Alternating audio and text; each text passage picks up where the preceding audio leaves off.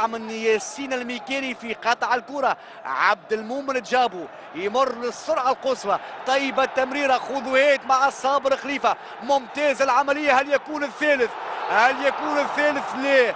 إصرار يعني محمد جمعة خليج في إخراج الكرة إلى الركنية كان أقوى من رغبة عبد المؤمن جابو في إضافة الثالث. عملية ولا أروع. خذوهات بين عبد المؤمن جابو وصابر خليفة يتفاعل معها جمهور النادي الافريقي. سرعة كبيرة وفنيات اكبر في التمرير والمرور من عبد المؤمن جابو. تتوزع الكرة. العملية ممتازة. العملية من زياد البكوش. يعني مراوغة رائعة جدا من حامل القميص رقم 18. يفوت فرصة تسديد الفارق. تبقى الكرة بهجوم عكسي. مباراة حلوة ومجنونة. هل يكون الثالث؟ ليه. صابر خليفة هجمة بهجمة، فرصة بفرصة، كرة بكرة، وكل الهجمات توحي بقدوم الأهداف.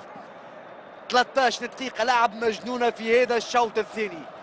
يعني رغم التقدم 2 بلاش للنادي الافريقي ما يرميش المنديل نجم المتلوي، ورغم 2 بلاش هجوم الافريقي لا يهنأ له بال، يريد الثالث ويوقف في حين دانييل سانشيز الفرنسي ما زال محافظ على تشكيلته الاساسيه اللي انطلق بها المباراه.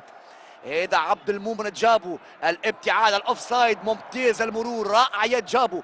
ممتاز الاولى والثانيه، لكن يتدخل الخرايفي فؤاد في اول لمس يقطع كره متمركز كما يلزم في وسط الميدان. عبد المؤمن جابو.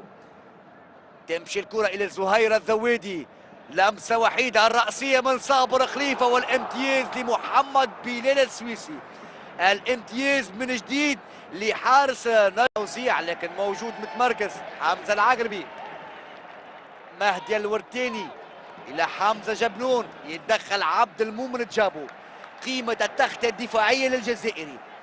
حاضر فنيا بدنيا في كل مكان موجود.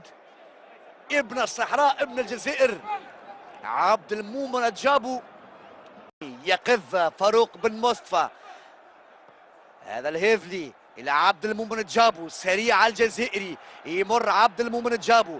يمر عبد المؤمن جابو. هل يكون الثالث؟ عبد المؤمن جابو مراوغه اولى وثانيه. هو الثالث بالفعل.